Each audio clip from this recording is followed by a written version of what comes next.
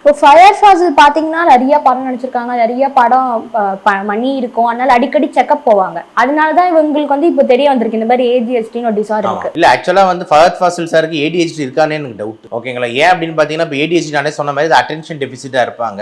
அதே மாதிரி பாத்தீங்கன்னா வந்து இந்த இடத்துக்கு ஏற்ற மாதிரி இல்லாம ஓவரா வந்து ஹைப்பர் ஆக்டிவ் ஏதாவது பண்றது இப்படின்னு இருக்கு. யோசிச்சு பாருங்க, அவர் வந்து எத்தனை படங்கள் வந்து நடிச்சிருக்காரு. ரீசெண்டா வந்து ஆவேசம் படம் பத்தி நம்ம எல்லாருமே தெரியும்.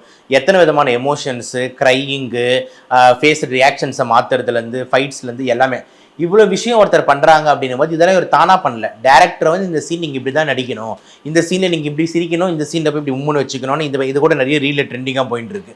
இதை மாதிரி இதெல்லாம் வந்துட்டு பாத்தீங்கன்னா சொல்லித்தராங்க.